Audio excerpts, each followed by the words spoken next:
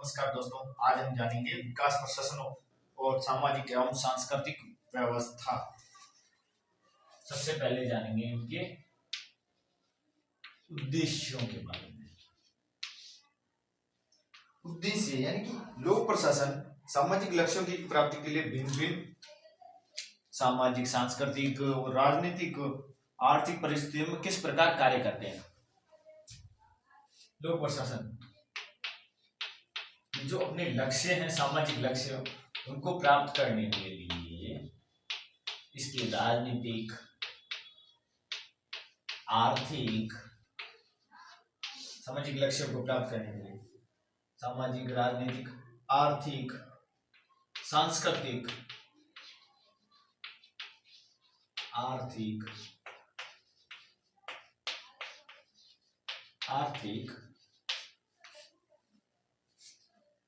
परिस्थितियों में किस प्रकार कार्य करते हैं। परिस्थितियों में किस प्रकार कार्य करते हैं, उनका कार्य करने का तरीका कैसा है। भिन्न भिन्न तरीके अलग अलग होंगे, क्योंकि सबके लिए एक तरीका फॉलो नहीं हो सकता। दूसरा इसका उद्देश्य है इसके माध्यम से किसको विकसित एवं विकासशील राष्ट्रों में विकासात्मक कार्यकलापों में प्रशासन के समक्ष आने वाली समस्याओं को आसानी से समझा सके। विकसित और विकासशील देश में बहुत सारी समस्याएं, उनको बहुत अच्छे ढंग से समझने के लिए इसका उपयोग किया जाता है, विकास प्रशासन का, जिससे वो आने वाली समस्याओं की अपने को जानकारी हो सके, समस्याओं की जानकारी हो सके जो प्रशासन में बाधाएं उत्पन्न करती है। अब समस्याएं कोई भी हो सकती है, या राजनीतिक दल हो सकते हैं, या फिर क्षेत्रीय संघ हो सकते हैं, जो कि अपन राजनीति में पढ़ते हैं कहीं। इसके अध्ययन द्वारा यह जानने का प्रयास किया गया कि भिन्न भिन्न सामाजिक परिवेश व संस्कृतियां प्रशासनिक कार्यों को किस प्रकार करती है। भिन्न भिन्न सामाजिक परिवेश और संस्कृतियां प्रशासनिक कार्यों को किस प्रकार प्रभावित करते हैं। भिन्न भिन्न, अब सबका सामाजिक परिवेश एक जैसा नहीं होता। सामाजिक परिवेश वो किस प्रकार प्रशासन को प्रभावित करती है। जैसे अपने हाथ की ये 4 उंगलियां बराबर नहीं है, वो 5वां अंगूठा ये बराबर नहीं है, उस प्रकार सामाजिक परिवेश अलग अलग है। जैसे कि जो यूरोप में कुछ चीजें चलती है वो भारत में नहीं चलती, और जो भारत में चलती है वो किसी और देश में, यानी कि अफ्रीका या फिर कोई और देश वगैरह हो, अमेरिका वगैरह, वहां पे नहीं चलती। प्रत्येक का सामाजिक परिवेश अलग है। यहाँ पर अपने सामाजिक परिवेश में विवाह बहुत महत्वपूर्ण संबंध माना जाता है, जिसको तोड़ना बहुत ही बड़ा अपराध माना जाता है, और इसको तोड़ने से बचाने के लिए काफी कोशिशें करते हैं लोग। लेकिन यूरोप में तो यह नॉर्मल है, इसमें विवाह लगभग टूटते ही रहते हैं और तलाक की स्थिति बनती रहती है, डिवोर्स वगैरह नॉर्मल होते हैं वहां। और अपने यहाँ पर डिवोर्स को आज भी थोड़ा हेय दृष्टि से देखा जाता है। कुछ न कुछ चीजें वहां की अलग है, जैसे कि वहां पर ठंडा प्रदेश है तो वहां का रहन सहन, कपड़े, रीति रिवाज, हर चीज अलग होती है यहाँ के देश से। वहां पर रैन गो का गाना, जबकि यहाँ पर है नहीं, क्योंकि यहाँ पर तो बारिश ही कम पड़ती है, जिस कारण कई बार फसल की भी कमी होती है। चलिए इसके बाद अपन इसकी प्रस्तावना के बारे में पढ़ते हैं। प्रस्तावना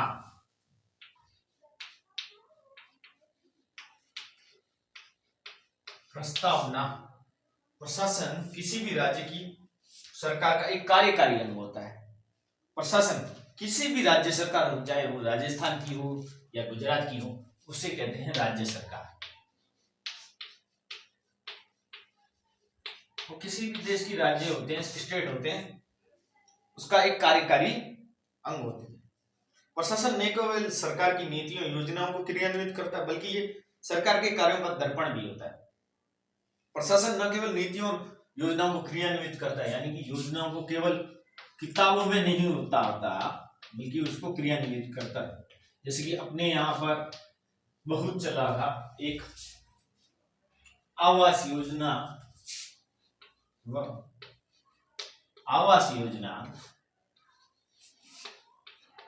व शौचालय निर्माण के लिए बहुत अधिक फंड भी मिला था, जिसका कुछ लोगों को उपयोग मिला, कुछ जिनको जरूरत थी फिर भी नहीं मिला। इसका मतलब ये नहीं कि उन्होंने सरकार ने उसकी कोशिश नहीं की, पर कहीं ना कहीं कोई ना कोई कमी रही जिसके आधार पर उनको वह फंड प्राप्त नहीं कर पाए। वो कुछ परिवार या कुछ जानकारी के अभाव में हो सकता है, कागजों के अभाव में। इसको मोटे तौर पर इसके अंदर तक जाएंगे तो कई बार ऐसा लगता है कि जिसको जरूरत नहीं थी उसको भी मिला और जिसको जरूरत थी उसको नहीं मिला। चलिए इसके बाद आगे बढ़ते हैं। बल्कि ये सरकार के कार्यों का दर्पण भी होता है। सरकार के जो भी कार्य होते हैं वो उसका दर्पण होता है। उसी के आधार पर अगर वो अच्छी योजनाएं लाती है तो उसके आधार पर वो वापस चुनकर आती है, और कई बार यह इन्हीं कारणों की वजह से चुनकर वापस नहीं आ पाती, क्योंकि योजनाएं वैसी क्रियान्वित नहीं हो पाती। किसी भी राज्य के सर्वांगीण विकास उन्नति के लिए चुस्त और दुरुस्त प्रशासन का होना नितांत आवश्यक है। चुस्त और दुरुस्त प्रशासन, चुस्त और दुरुस्त प्रशासन। चुस्त दुरुस्त का मतलब ये कि वह बहुत ही एक्टिव होना चाहिए अपने कार्यों के प्रति, किसी भी तरह की वो ढील ढाल कार्य में न बरते और काम को बहुत ही तेज गति से करना चाहिए, तेज गति से और पारदर्शी व पारदर्शी नजर से उस कार्य को बड़ी अंदर तक जाकर उस व्यवस्थित करना चाहिए उस कार्य को, जो कि कई बार नहीं हो पाता। आज के इस लोक कल्याणकारी राज्य के युग में सामान्य जनता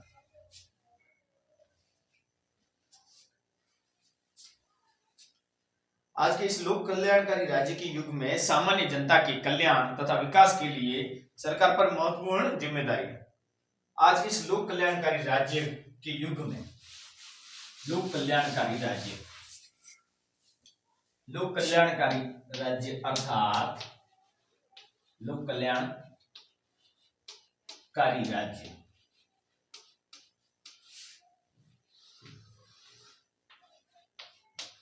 अर्थात जो लोगों के लिए कल्याणकारी हो, लोगों का जिससे फायदा हो, उसके राज्य के जनता के कल्याण तथा विकास के लिए सरकार पर महत्वपूर्ण जिम्मेदारी।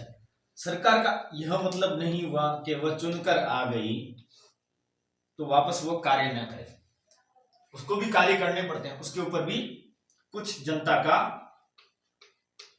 दबाव होता है जिसके आधार पर वो योजनाएं भी लाती है और बहुत ही आम जनों को फायदा पहुंचाती है, जिसमें एक राशन व्यवस्था है जो कि सबसे अच्छी व्यवस्था है गरीब तबके के लिए और मध्यम वर्गीय तबके के लिए भी अच्छी व्यवस्था है। विकास प्रशासन की अवधारणा की उत्पत्ति अत्यंत आधुनिक और नवीन है। विकास प्रशासन की अवधारणा की उत्पत्ति, जो ये विकास प्रशासन की अवधारणा की उत्पत्ति है, जो इसका उत्पन्न हुआ है वो बहुत ही आधुनिक और नवीन है, नया है। दुनिया के विकासशील देशों के संदर्भ में इसका महत्व आंका जा सकता है। दुनिया के विकासशील देश जिसमें भी भारत भी आता है, उसमें इसका महत्व आंका जा सकता है। एशिया, अफ्रीका, लैटिन अमेरिका के अविकसित अर्धविकसित देशों में वस्तुतः एक भिन्न लोक प्रशासन की रूपरेखा उभरती है। वो अर्धविकसित देशों में भी इसकी रूपरेखा या फिर अविकसित देश भी हो, लोक प्रशासन की रूपरेखा उभरती है। इन देशों में विकास की संभावनाएं अपार है। इन देशों में विकास की संभावनाएं अपार है, जिसकी गिनती नहीं, अपार है। परंतु इसकी स्थिति पिछड़ी है। यहाँ के लोग अशिक्षित व अर्धशिक्षित तथा गरीबी के शिकार है। सबसे बड़ी समस्या इनके लिए यह है, विकास प्रशासन के लिए अर्धशिक्षित है। अर्धशिक्षित यानी कि पूर्ण रूप से शिक्षित नहीं है, जो कि होना चाहिए। गरीबी के शिकार है, गरीबी है, गरीब देश है, तो धन की भी कमी है।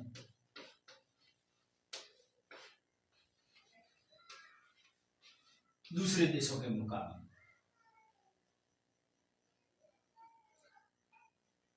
और अशिक्षित भी है। अशिक्षित भी तबका काफी बड़ा है। विकास प्रशासन की अवधारणा का विकास इन देशों की दशा सुधारने के लिए तथा इन्हें प्रगति पथ पर निरंतर आगे बढ़ने के लिए एक उपचार के रूप में हुआ है। विकास प्रशासन का जो मोटो है, वो अवधारणा है, वो इसी आधार पर है कि इनकी प्रकृति हो और यह सब अशिक्षा नहीं रहे, अर्धशिक्षित नहीं रहे, गरीबी नहीं रहे, तो धन की कमी भी नहीं रहेगी। इसके लिए वो निरंतर प्रयास किए जा रहे हैं और सुधारने के लिए एक उपचार के रूप में इसका प्रयोग हुआ है। विकास एक ऐसी प्रक्रिया है जिसके द्वारा आधुनिक तथा नव स्थिति की और अग्रसर होने का प्रयत्न किया जा रहा है। विकास एक ऐसी प्रक्रिया है। विकास जैसे कि आप बच्चे को देखते हैं, तो सबसे पहले बच्चा बैठना सीखता है, फिर घुटनों के बल चलना सीखता है, फिर खड़ा होना सीखता है, फिर सीधा खड़ा होता है एकदम, फिर दौड़ना सीखता है, और फिर तो उछल कूद ही। विकास भी ऐसी प्रक्रिया है जिसके द्वारा आधुनिक और नव स्थिति की ओर अग्रसर होने का, आधुनिक यानी आज का युग आधुनिक युग है।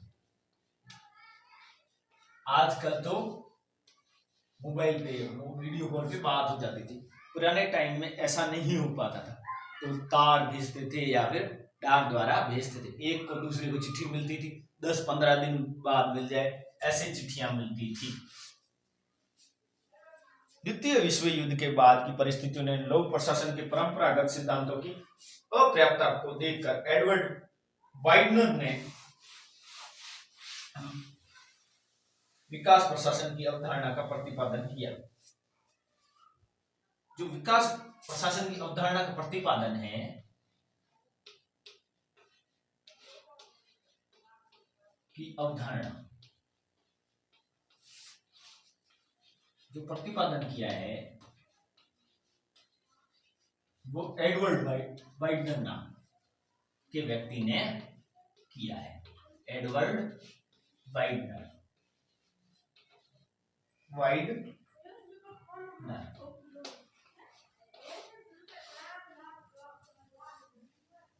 यद्यपि सर्वप्रथम विकास प्रशासन शब्द का प्रयोग 1955 में भारतीय लोक प्रशासन संस्थान की पत्रिका IJP AMAUL गोस्वामी ने किया था।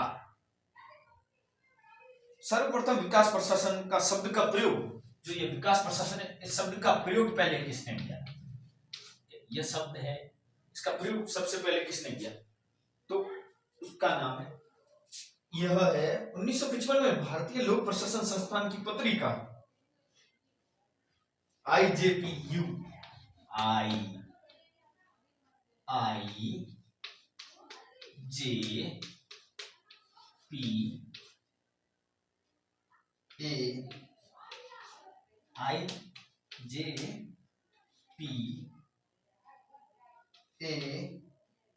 में यूएल गोस्वामी ने किया 1955 में। कब? 1955 में। क्योंकि 1902 में उन्होंने ही इस उपागम की मूल विशेषताएं प्रतिपादित की। 1902 में ही, क्योंकि उन्होंने ऐसा क्यों किया? क्योंकि उन्होंने ही इसकी उपागम की मूल विविधताएं प्रतिपादित की थी। कौन से सन में? 1902 सन में मूल विविधताएं प्रतिपादित की, यानी कि इसमें विशेषताएं प्रतिपादित। इसकी क्या क्या विशेषताएं हैं, ये क्यों उपयोगी? तत्पश्चात रिक्स, जोसेफ पालुम्ब्रा तथा अलर्ट वाटसन ने इसे लोकप्रिय बनाया। इसके अंतर्गत यह जानने का प्रयास किया जाता है कि लोक प्रशासन सामाजिक लक्ष्यों की प्राप्ति और भिन्न भिन्न सामाजिक व सांस्कृतिक परिवेश में कैसे कार्य करता है। इसके पश्चात एक रिक्स आए, उन्होंने भी कुछ न कुछ इसमें प्रयोग किए। जोसेफ पालुम्ब्रा, अलर्ट वाटसन ने इसे लोकप्रिय बनाया। लोगों में प्रिय बनाने का श्रेय इन जो 4-5 हस्तियों को जाता है। मैं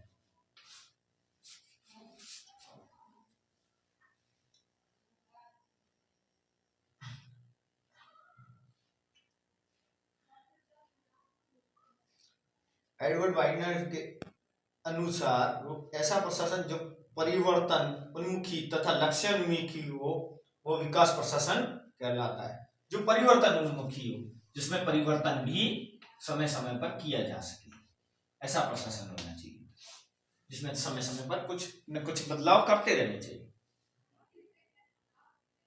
तथा लक्ष्य उन्मुखी हो, लक्ष्य भी प्राप्त करता हो। विकास प्रशासन परंपरागत प्रशासन की भांति परंपरावादी जड़ या स्थायी तत्व प्राप्त नहीं करता, अपितु उसमें समय और परिस्थितियों के अनुसार, और समय अपने मोबाइल का है, मोबाइल पे आराम से फोन पे बात कर सकते हैं। अब डाक से कई बार चिट्ठियां लगभग लोग कम ही भेजते हैं, भेजते भी नहीं होंगे लगभग अंधे से, लेकिन भेजते भी होंगे तो कम भेजते होंगे, क्योंकि वो पहले के जैसा समय नहीं रहा, चेंज हो गया, तो इसलिए मोबाइल का यूज वगैरह का ज्यादा हो गया है।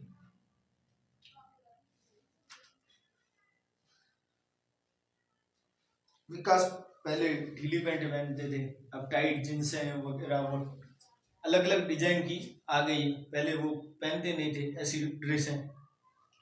समय के हिसाब से सब कुछ चेंज हो गया। यह प्रशासन मानव जीवन के सभी क्षेत्रों को प्रभावित, जैसे सामाजिक, आर्थिक और सांस्कृतिक को प्रभावित करता है। स्वाधीनता के बाद भारत के संदर्भ में भी लोक प्रशासन विकास प्रशासन बन गया। स्वाधीनता के बाद, स्वाधीनता यानी कि क्या? स्वाधीन, स्वयं के अधीन। पहले अपना देश गुलाम था, स्वाधीन यानी कि क्या? स्वयं के अधीन, यानी कि अपनी मर्जी का मालिक, अपनी मर्जी का मालिक। यानी इसका मतलब ये नहीं कि देश में जो चाहे वो करो, अपनी मर्जी का मालिक यानी कि क्या? वो देश में स्वतंत्र है अपनी बात रखने के लिए, लेकिन वो भी कानून के दायरे में रहकर। गलत काम करने के लिए उसको छूट नहीं है, पर ऐसे स्वाधीनता उसको है कि वो आ जा सके, कुछ काम कर सके, उसकी हर चीज की उसको छूट है, कोई भी व्यापार कर सके। जिसका मुख्य लक्ष्य राष्ट्र निर्माण, आर्थिक प्रगति, विकास के लिए भारत से आर्थिक नियोजन, सामुदायिक विकास कार्यक्रमों की शुरुआत की गई। विकास के लिए भारत में आर्थिक नियोजन, सामुदायिक विकास कार्यक्रमों की शुरुआत की गई। विकास प्रशासन जनता की समस्याओं समाधानों के लिए निरंतर कार्य करता है। विकास प्रशासन ये निरंतर कार्य करता है। इसका उद्देश्य समाज या बहुमुखी नियोजित ढंग से विकास एक एजेंट के रूप में करना है। पिछड़े व विकासशील देशों में लोक प्रशासन के इस नए आयाम को बड़े तेजी से स्वीकार किया गया है। पिछड़े और विकासशील देशों में इस आयाम को बड़ी तेजी से विकास प्रशासन को माना गया है, काफी बड़ी तेजी से, क्योंकि ये विकास की ओर अग्रसर करता है। जैसे कि सड़कें बन रही, विकास ही हो रहा है, हॉस्पिटल बन रहे हैं, विकास हो रहा है, कुछ न कुछ सुविधाएं बन रही है तो विकास हो रहा है। दुकान बन गई तो पास में उसको दूसरे शहर नहीं जाना पड़ता, वहीं पे ही सामान मिल जाता है, ट्रांसपोर्ट वगैरह जो भी है, गाड़ियां वगैरह चलती, तो इससे फायदा ही हुआ है। विकास प्रशासन परिवर्तनशील प्रशासन, परिवर्तन का तात्पर्य एक स्थान से दूसरे स्थान की ओर गतिमान होना या गतिशील होना है। परिवर्तन का अर्थात एक स्थान से दूसरे स्थान की गतिमान होना है। विकास प्रशासन अपना स्वयं का दर्शन है तथा मूल्य बदलते रहते हैं। विकास प्रशासन का अपना स्वयं का दर्शन है, खुद का दर्शन है तथा इसके मूल्य बदलते रहते हैं। परिवर्तन विकास के लिए आवश्यक प्रशासनिक तंत्र के लिए अपने बाह्य पर्यावरण का सामना करने की क्षमता बढ़ाने की एक कार्य नीति है। विकास प्रशासन लक्ष्योन्मुखी है, जिसमें अन्याय, गरीबी, असमान वितरण, असंतुलित कृषि उत्पादन, अल्प विकसित उद्योग जैसे अनेक समस्याएं इन विकासशील राष्ट्रों के सम्मुख उपस्थित। इस विस्तृत समस्याओं का निराकरण व्यवस्थित ढंग से उद्देश्यों का प्राथमिकता के आधार पर निर्धारण करके किया जा सकता है। सामाजिक लक्ष्यों और आर्थिक प्रगति के लिए लक्ष्य प्राप्त किए इस प्रशासन के नवाचार के गुण पाए जाते हैं।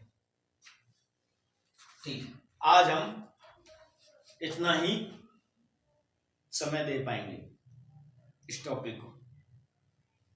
नेक्स्ट वीडियो में थोड़ी और जानकारी देंगे। धन्यवाद। अगर आपको यह चैनल पसंद आया हो तो please like and subscribe my YouTube channel नीव एजुकेशन।